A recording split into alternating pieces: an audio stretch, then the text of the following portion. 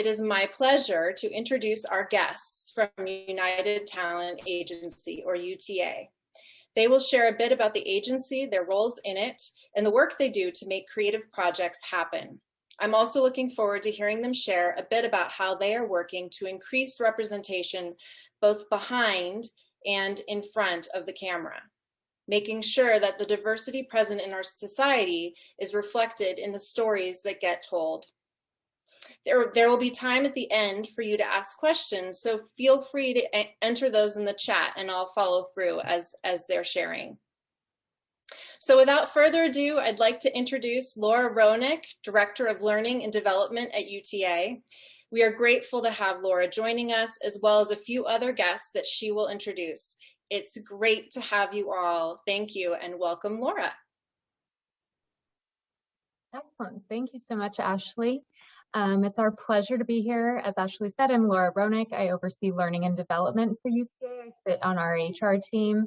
I've been with the agency 16 years, and I started as an intern. And so I want to be able to tell you about that story and also introduce you to my colleagues Zoe and Dean.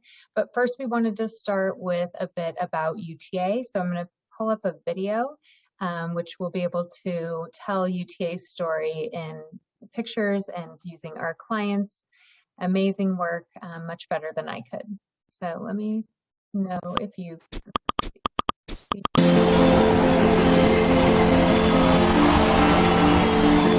If I don't tell you what you want to hear, then you're not going to sign with me. I refuse to do that. Can we just soak in this moment really quick? She is on my YouTube channel. Action.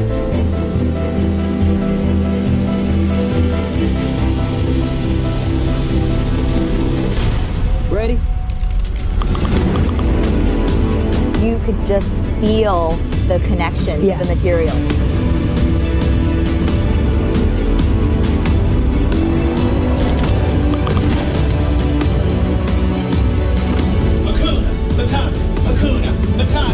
And the Oscar goes to Spider-Man Into the Spider-Verse.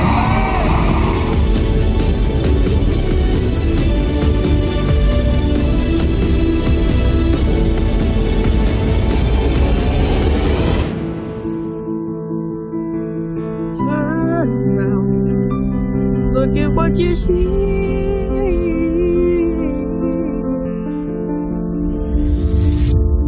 The suit is literal perfection. It will be, when it fits a woman.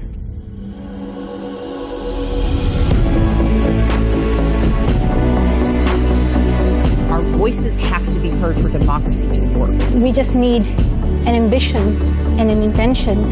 What to do is then easy. I want to expand the definition of beauty. We have traditionally encountered every change that's come about, and we've managed to continue to create great opportunities for our clients.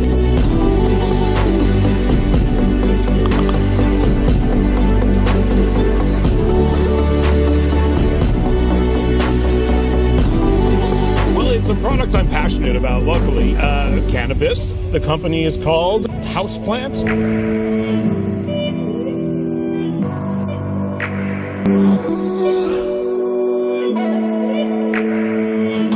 So you'll just dub in whatever, right? Good. Now hit him with this right here.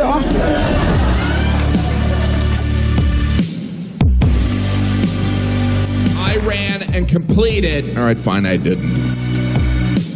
I did a lot of side-eye.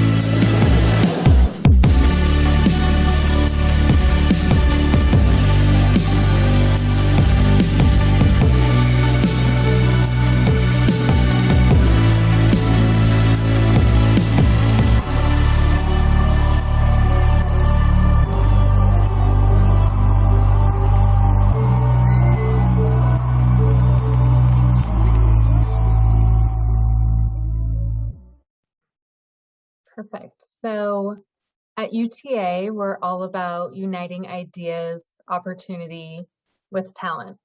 And it is a passion, it's a lifestyle, and everything you just saw in that video was created in-house by UTA and is the work of our clients and the work of our agents, and an incredible, point of pride.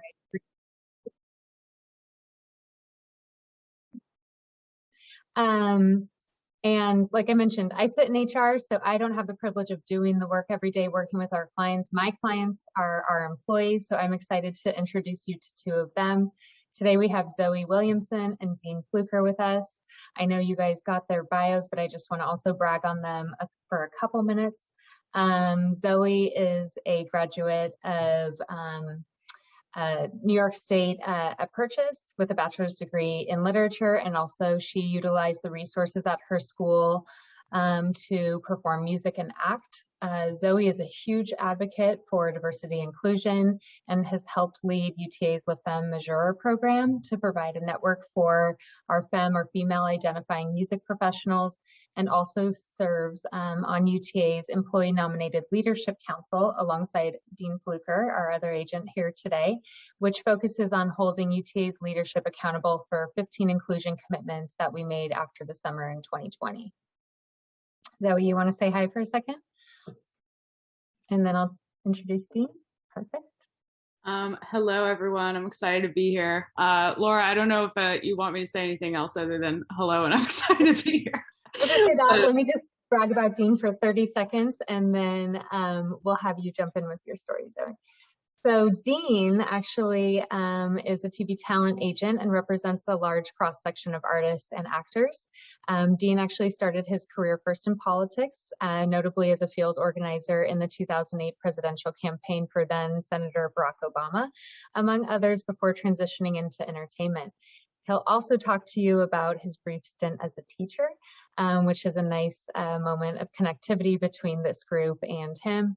He started off at ICM, another agency, and then joined the talent department at UTA. He has transitioned, across multiple departments and has worked both in our New York and California offices and sits on the leadership council with Zoe. So it's incredible that they've dedicated their time today, and we love questions. So I will just jump off with that we want to hear from you and understand how we can share information and meet you guys with information where you are.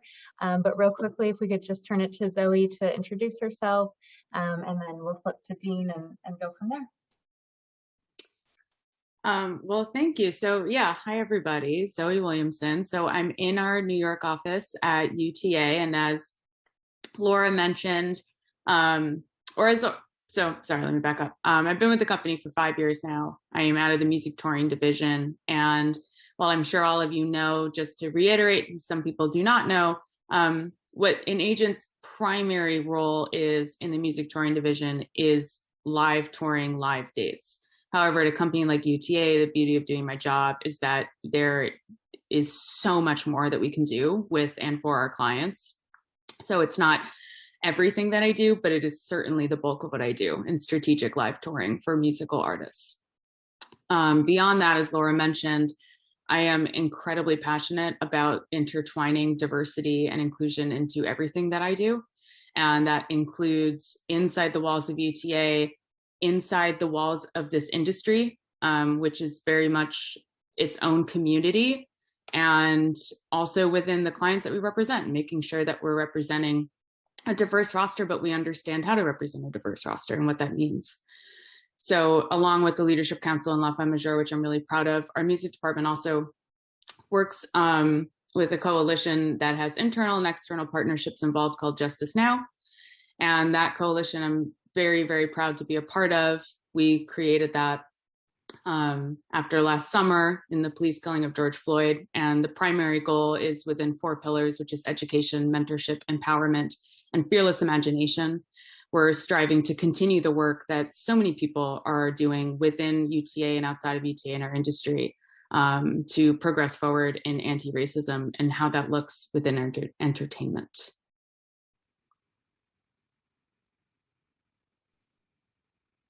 Amazing. Thanks, Zoe. Dean, you want to say? Hi.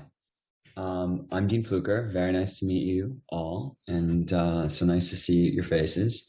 So I have been with UTA for 7 years, which is wild to think about. That time has flown, and 10 years in entertainment. And as Laura had mentioned, previously had been in the Obama administration and a campaign worker, field organizer coming out of college rather than.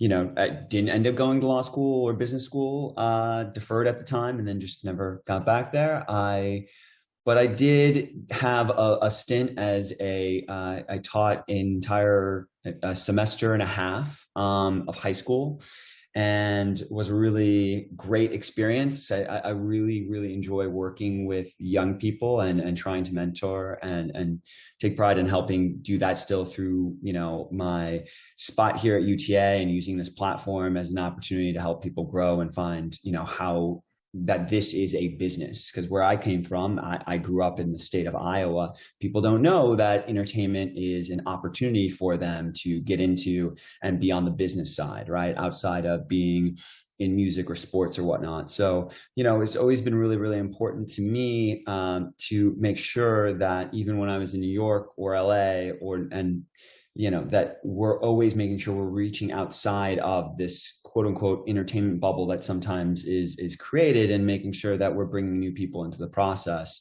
And so I've gone to such great lengths as to also then travel outside for the company to reach out to different institutions and colleges and historically Black colleges to let people know that this is an opportunity for them to get in on the business, ground floor of the entertainment business side, and then figuring out where do they find themselves in the industry and how can they grow and what is their path to either being a studio executive at some point or working in the music department or working in the digital department. So that's just a little bit of at least my background and why I'm so excited to speak to you all today.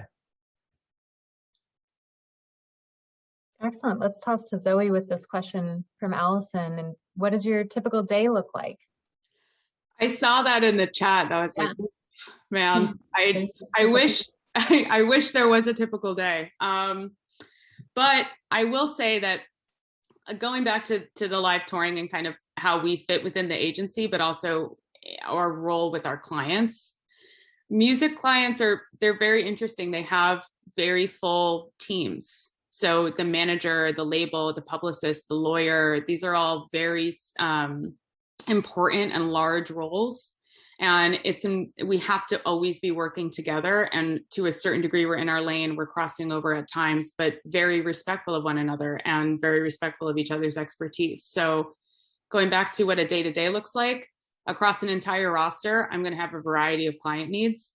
So a quarter of my roster right now needs to support a tour. So part of my day is going to go into reaching out to agents, reaching out to promoters, and seeing what's out there and what makes sense for my client to go support, and then pitching properly and making sure that we're attacking that at all angles. And then there are some clients that are headlining. So it's important that part of my day is reaching out to buyers in various venues across the entire country, grabbing holds in that venue, grabbing offers, making sure those deals look right, communicating with the manager on those deals and the rooms, and making sure we're making the best decisions for the client in regards to what's the market, what's the size of the room, what is the actual venue, if there are multiple capacity options in the space. Are we trying to target a festival? If so, that gets thrown into my day. And then there goes into the other part of my job, which is Justice Now and Leadership Council and La Femme Majeure. And all of that goes in together, and not so much prioritizing clients. Like I don't fold that into touring. I fold that into our industry. So then there are a couple hours on the calendar almost every day that go into programming. And are we doing outreach to high schools? How are we mentoring from within the walls of UTA and outside the walls of UTA? How are we educating our colleagues on what's going on in the world, but also what's the history of how we got here? And that helps us 100% in representing our clients and knowing what is best for them. and who their best partners are. And I apologize, this is long-winded. I would say the additional cherry on top of that normal day is the other departments that touch a music client. So depending on the client, they could work within our ventures or a music brand partnership. So it's about figuring out, okay, do we want to strategically partner with the right brand that will not only fund the touring that we're about to be doing, but also is an organic and meaningful partnership with the brand that the artist could use as the campaign leading up to and during the tour. If this is a talent client, am I working with the right agents and talent to make sure that they're auditioning for the perfect role? And if they are auditioning for the perfect role, there are no clashes on the calendar, and that they have a full year that is not an either or, but a both and an opportunity. I think there was one more about music contracts. Why don't you dive into that one? Because I know you have to leave a little bit early, so we want to get all our music questions out first. Yes, I'm so sorry, everyone. No worries. Let's squeeze them in. Where is this? Okay, so this is from Beth. Can you tell me about, yeah. What should a musician be careful of when signing any contract? Ooh, I mean, God, if a musician is in a position where contracts need to be signed that have to do with, let's say, a label or a manager deal, my first recommendation is getting a lawyer. Because that's just a must if it's possible. There are a lot of things, and I'm not a lawyer, so I can't get into what a label deal and a management deal can do wrong. When it comes to a live show, our legal counsel and the artist lawyer will always review, but the biggest thing an artist can sign that will get them into trouble is something that has to do with force majeure, indemnification, artist requirements as it pertains to marketing, and any demand of the artist that will withhold payment. So some buyers will ask, okay, you have to do XYZ social posting in order to receive payment. That's an immediate no. The only reason an artist is getting paid is to do the show, and that's it. There's nothing else that they should be required to do to receive payment. If it's like festivals are going to have their own kind of deals, especially the major, if it's a Live Nation or an AEG, they'll have a standard deal, which we are okay with. But aside from that, you never know if weather is going to cancel out a festival. In fact, more often than not, rain is one of the worst things to happen during festival season, and a weather clause or a cancellation clause that is not in favor of the artist means that that festival is going to go down and your artist is not protected and is not going to get any money for that show, even though the festival buyer is not going to be losing out really on that money. They're going to be able to get that money back in some degree, but the artist will not get that money. So that's something we also look out for. And indemnification is, and if there are any lawyers in the room that are like rolling their eyes at me, I do apologize for the paraphrasing. But indemnification, again, it helps, like we have a mutual indemnification clause so that the artist is not going to be held responsible for anything that a fan does on a headline hard ticket show. So that's like if you're playing the Troubadour in LA and everyone is paying for that ticket and they're going to see you, the artist, and that fan throws a bottle, the artist is not liable and is not going to be held responsible or need to pay any money for that fan's actions. And sometimes buyers will push back on that and we don't allow them. One of my favorite things I see in a live show contract, fun fact, is a no moshing rule, which I always do not allow because, I mean, depending on the client, there's just no way that that's not going to happen. And I don't want my artist to have a terrible moment at settlement after the show where they're not getting money or they're getting fined because 15 kids decided to mosh at their metal show, right? So those are just a couple examples.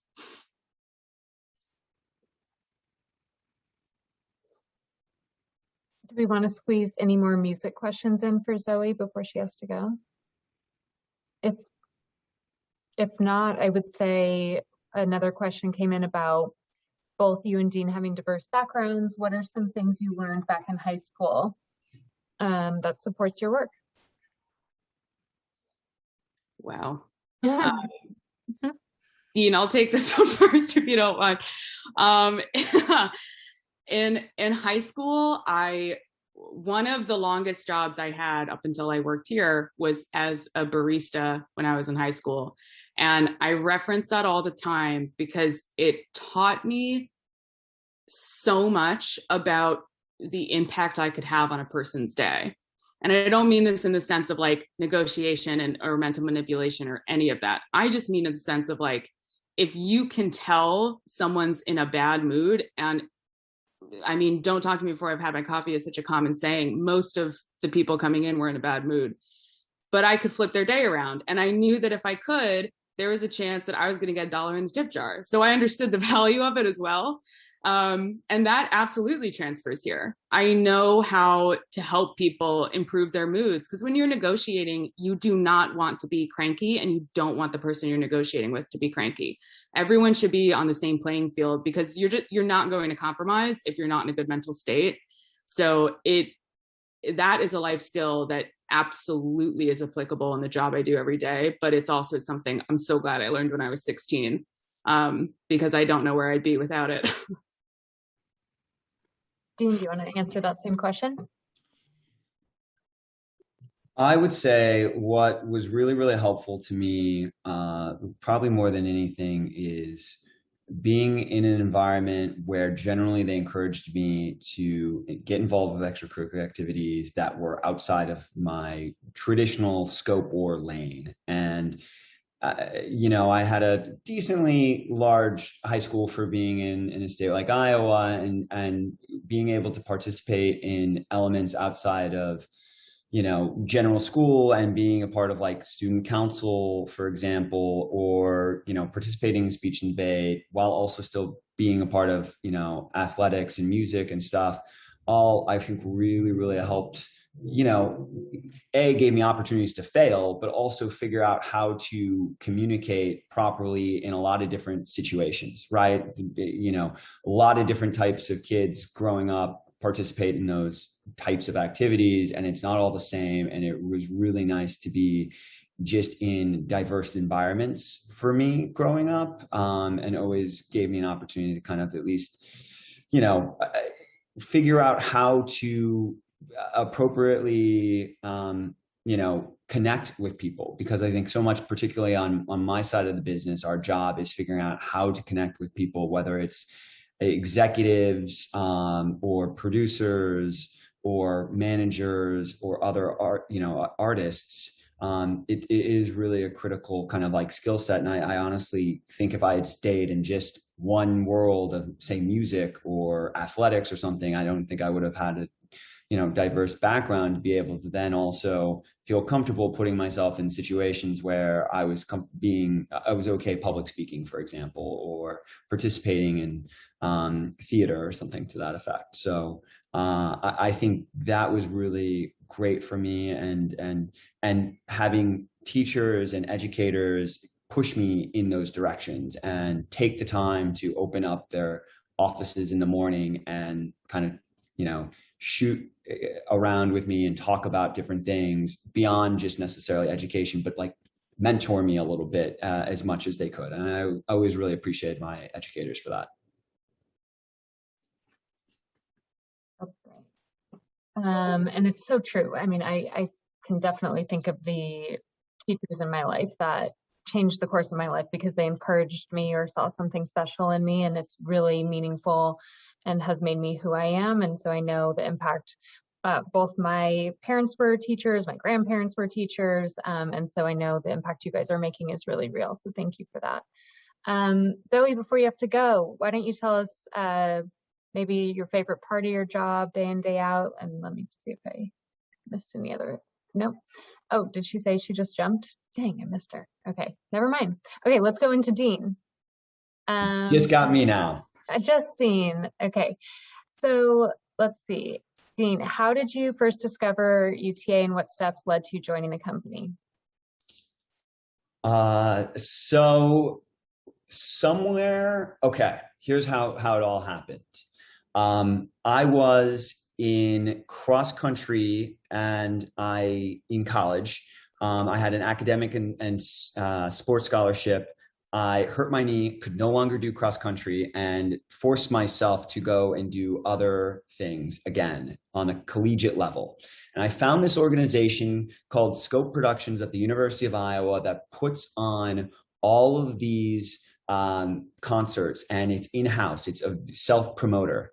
And so not only do you book a band, for example, like the Red Hot Chili Peppers or something, but then you market it, promote that, work with their team. And so I early on had to engage with agents when I was, freshman or sophomore in college. And I was really I found myself really intrigued by the job and really wanted to kind of explore this more, and really thought that maybe there was a world. Honestly, that was the first time when I thought to myself, oh, wait.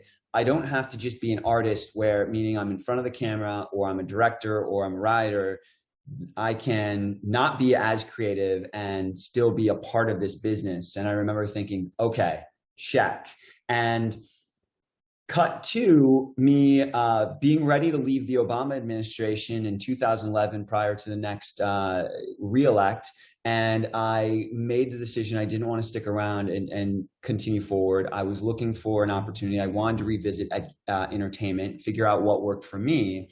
And what was really interesting was I discovered that there were 4 major agencies at that time, and UTA was one of them. And I softly had people I reached out and found an opportunity to get into the agency. And I made my decision of the 4 majors, I was going to take whichever one seemed the most comfortable at the time. And I actually started at another firm, ICM. And eventually I did not think it was a good fit. I didn't make the wrong decision, but ultimately learned once you get inside some of these bureaucracies and infrastructures, which ones are right for you. And UTA was a much better situation for me, and I connected with them in a very familiar way, because to me it's a business, but it's also, you have to really love who you're working with, because you spend oftentimes a lot of time, particularly when you're starting out as a young agent. You spend a lot of time working with these people that become your friends and your family. And so it was a really nurturing situation for me to be a part of UTA and kind of grow up here. Even though I still had a completely different skill set and background and experience, they really kind of took me in when I didn't have another place to go at the time. So Irene asked a question, do we represent script and book writers? And the answer is yes. And then there was a question from, I think, someone else, I lost it already, but about representing talent and how do we represent the talent that we represent, and where do we look for new talent? And then also a build about representing dancers. So do you want to kind of pick that apart and talk to the group about who we represent and how we find people and how does that magic work? So I think it has evolved and changed over the years. And I think originally, had you probably asked a talent agent in the 90s or even the 2000s or so, they would have said, it could have been somebody at a gas station that they saw. Like, those stories did exist. Like, we discovered Channing Tatum, for example, because somebody was really excited, when they saw him in a commercial locally somewhere and started working with him. So those stories, and I think those stories still kind of exist, where in theory you can be around artists everywhere, right? But I think as our world has become more global, as I'm sure you all recognize day in and day out, we have gotten to a place where we're no longer necessarily just competing with, say, other agencies anymore.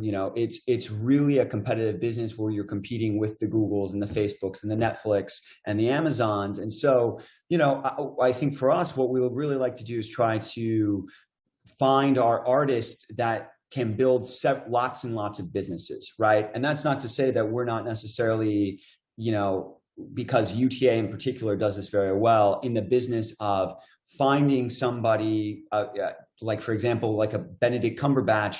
We signed him when he was really nobody out of the UK, but we'd seen some material on him. We thought he was really cool. We started to work with him and we developed him into Doctor Strange, for example, right? Chris Pratt, we had worked with when he was just kind of focused on comedy. We have that habit, and that's kind of our sweet spot as an agency, that we like to do that. But we've also transitioned to looking at and figuring out, okay, how do we continue to build out businesses in and throughout the entertainment landscape that, you know, not only benefits our artists, but also because the medium is so changing. And so now we'll look into TikTok stars who have huge followings and figure out, okay, is there a way to transition them into the business, for example?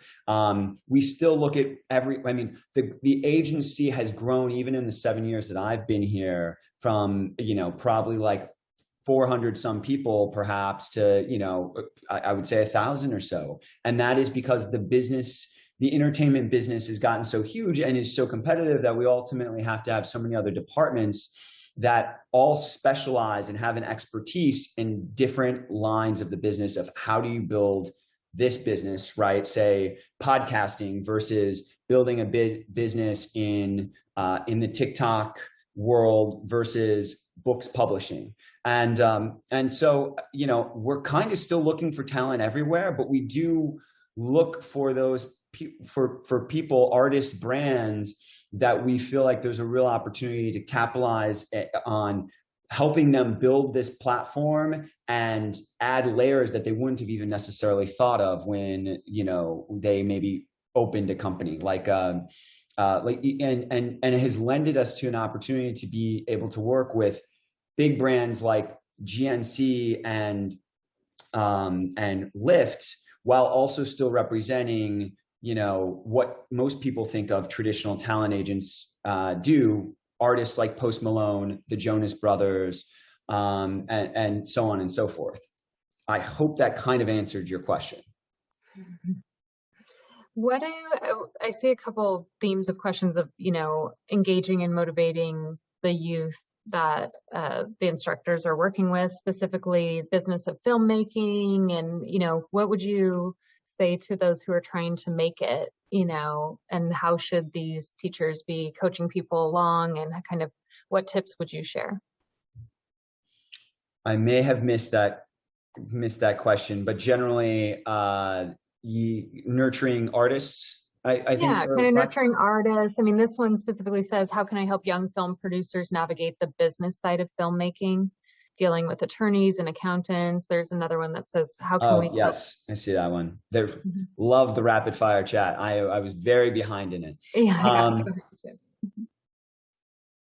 I think it kind of goes back to something I said earlier, which I always really appreciated when I had educators allow me the opportunity to try things and then fail, and or get lucky and it work out, and then try to also teach me how that doesn't actually happen for everybody. And you know, and so for me, I think the thing, and I even say to young artists today, you have to try and you have to start doing. You can't just, you know, this business is certainly an apprenticeship. And in order to do that, though, you have to collaborate. And because it has become such a global world where somebody in even Wyoming can connect with other people through the internet in one way or another and say, oh, well, you want to be a producer? I want to write. I wrote this script. It's a short film. Why don't we collaborate? And then posting that, you know, on a somewhere to be able to help collaborate within that area, right? And I think it's got to start locally and grow from there. And I think a lot of artists, you know, even with their digital presence, I always recommend you've got to try. We're always here to be able to help coach. And when we see talent, we will definitely be there. We will 100%. And so the opportunities to kind of like work on that next level, because we, you know, are are searching far and wide, we will always recognize that talent and I think that opportunity. If it's not us here specifically at UTA, certainly somebody will. But they have to build and get out there and start getting involved themselves first. And I think that is the most important thing, is to try. And and by doing so is encouraging them to read about the business and be engaged in the business. When I was in the Obama administration, just for example, even though I would get press clippings every single day about what was going on in international politics and in the world, I would always still look at what was going on Variety and look at what was on Deadline and The Hollywood Reporter, because I still wanted to have some sort of connection to the entertainment industry, because I always felt that I was going to come back to this in one capacity or another. And I just think it is something that I look artists in the eye all the time and I say, when they're just starting out, this has to be something that you eat, sleep, and breathe. Like, you have to be so convinced and compelled that this is what you want to do, because this is maybe the hardest thing that you could do. And because if it was easy, everybody would do it. Certainly. I would be maybe doing it, perhaps, if I thought this was easy. But the rejection is certainly a lot. And so it's, again, encouraging these young artists and these young producers and these young directors, everybody, to try and attempt it, and give them the tools to know, though, that, there is an economics to all this, and there is a business. And whether they need to raise, money through Kickstarter or whatnot, but first and foremost, they have to try, and they have to teach themselves along the way. There are a couple questions in the chat about dance. Do you have a sense of, dance representation? I know we don't do it. Sounds like people are asking, why don't we? Do you have an understanding of that? I know I've interfaced with dancers represented at other agencies, just not one of the big four. Do you have any insight into that, Dean? I think it is really something that if it's a singular business, we tend not to always represent just one dimension historically. And I think it's something that we've kind of opened up more. We opened up a fine arts department, for example, in the last 3 or 4 years. A wonderful man named Arthur Lewis has come in and runs that. And we have an artist space where, we are curating certain artists' work and really helping to promote them and build them. But honestly, if somebody was really, really excited about it, it really just comes down to a young person in this agency coming up to, the department heads and the board and saying, this is something I'm really passionate about. I think there's a business to be had here by representing dancers.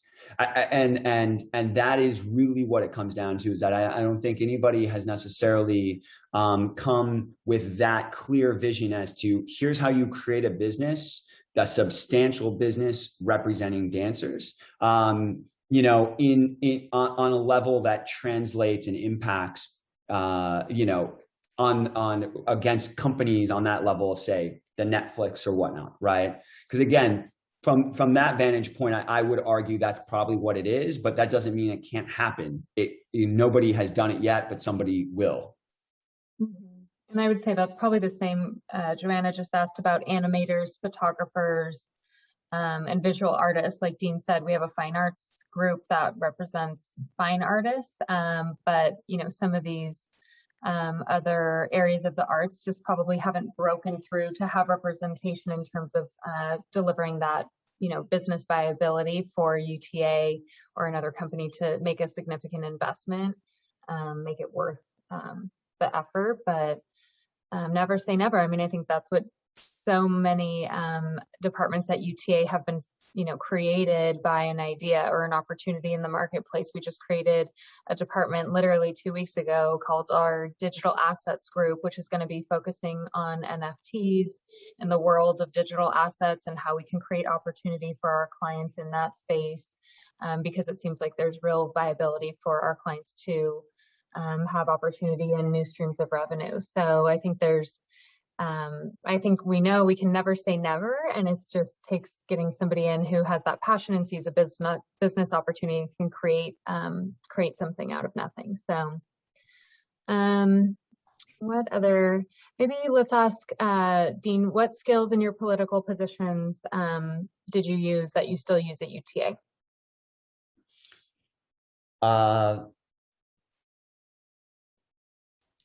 The one I use the most still to this day was when I started as I evolved over the campaign. You always start either, making phone calls or being a canvasser, and which is knocking on doors. And that is the skill set I still use, particularly on the phone, where I cold call executives every day or producers or something that I don't honestly always have a relationship with. And, navigating those conversations, and especially in the day of work from home where everybody's on a cell phone but people just kind of pick up because that's just how it works now. And then navigating that conversation into a successful position while you were calling somebody. But I always think it's really important to still do something every day that kind of makes you a little uncomfortable. And that is still something that I take with me. And I don't think if I had the experience of knocking blindly on doors and trying to get people to vote for Obama at one point, that I would maybe be as comfortable calling about artists and or a script I'm passionate about and trying to convince a buyer or a producer to get on board with it. I also would say that working in the Intergovernmental Affairs Office and working with governors and congressional offices and their staffs, you learn to be very diplomatic and learn empathy and compassion for people and their situations. And I think it's just still such a translatable skill set day in and day out of being able to put yourself as much as you can in somebody else's point of view and position. And I think it is a lost skill sometimes that people don't necessarily sit in that and then try to figure out how they're feeling to then try to help problem solve. Because I think more so than anything we do as agents, we problem solve. That is our job, between building people's relationships and bringing people together and marrying them up, and sometimes being kind of in the middle of situations and navigating those waters, but then ultimately solving an issue on whatever level it could be. And it could be a wide array, but those are all things that particularly the political background translated very nicely into. Mm-hmm. Nice, thank you. It sounds like we have maybe 5 minutes, so I know we wanted to touch on just what does it mean to work at UTA? How do young people get jobs at UTA? What does that pipeline opportunity look like? And I would say, as Dean mentioned, and for myself, the pipeline into UTA is a point of passion and real focus for the both of us. I can speak specifically to my path at the agency. I actually went to public school in California. I studied art, I took art classes my entire high school career, and somehow stumbled across UTA and, post-grad, and was hearing about it for the first time. I had never heard about what does an agency do? What is the business of entertainment? I thought I was a great artist until I went to advanced art and then recognized, whoa, I am not that great. So I need to find something else to do. Kind of like Dean said, what is that blend of entertainment and business? And that ended up being the perfect fit for me. A bit of history is agencies used to just be referral based in terms of how you can get a job there. Recognizing that missed out on so much talent over the past really 6 years, we've completely broken down that system and made sure that we are committed to reviewing every single resume. I just came from an outreach event where we were investing in students from all across the country and sharing education and information about UTA in an effort to equip them with the knowledge that would be needed to get a job at UTA. We know that for so long, the industry has been behind closed doors or closed curtains, whichever analogy you want to use. And so our passion, mine specifically, is to say, okay, how do we break down those barriers, share the knowledge, make sure that there's information flowing so that way people who are curious and inquisitive and wanting to learn can have access and can think of themselves as, you know, playing a meaningful role in representing the talent that creates our entertainment marketplace. So specifically, we've done a partnership with University High School and LAUSD that we started 15 years ago. That's how I know Jack. That's why I'm sitting here today. And did a mentorship program where we specifically invested in 16 high school juniors. And it's honestly one of the most meaningful career experiences I've had, because now those 16-year-olds are 20-something, and many of them were young, aspirational entertainment executives, and now they are in the entertainment industry. You know, one's a lawyer at Netflix. I met with another who's pursuing her legal degree. One is an agent at UTA. Plenty of them are doing other successful careers in other industries. And at the end of the day, that was our goal, was just to invest in the next generation of professionals and provide some support and guidance in the ways that we could. You know, all of our agents are career coaches. Dean spends all day, you know, coaching and hoping to build careers for actors. And, you know, I get to do that for our internal employees. So our whole goal is to be able to make sure that we start to create awareness in terms of UTA is not a consumer-facing company. We don't have a product that we sell. Most likely half of you on the call were like, what's UTA? So our hope is that we can inform you that UTA, you know, back to that 3-minute reel that we hosted at the beginning, is in the middle. Our hands are creating all these opportunities for entertainment professionals and creating so much of the entertainment that we see. And how can we make that opportunity viable for people, you know, coming up through the agency. So we do panels like this often, and would welcome opportunities to share knowledge about UTA as we move forward. So I'm sure I missed a bunch in the chat because I'm not good at reading and talking, but any other specific questions about our outreach efforts? Or, you know, I'd also recommend, if this interests you, we have a great social media presence in terms of, you know, speaking about the clients that we represent, the deals that we're closing, the new ventures that we're investing in. Agencies are often known as the intersection and the center of the media industry because we deal with all buyers, all brands, all clients. We really have constant drip of information coming in. Information is our currency. We don't have anything but information to trade on. So we're consistently collecting information and attempting to give it out strategically to create opportunities for our clients. So you know, it's one of those things that's, we're always moving fast. We're always thinking about what is the future of the entertainment landscape and how can we make sure that our clients have a meaningful play a meaningful part in that. So, and obviously every day we're inspired by our clients. That's why we do what we do, is just to be a home for artists so they can create, you know, do the best work of their lives, you know, and we can help them fulfill those dreams. So. Thanks, everyone. That was a great session.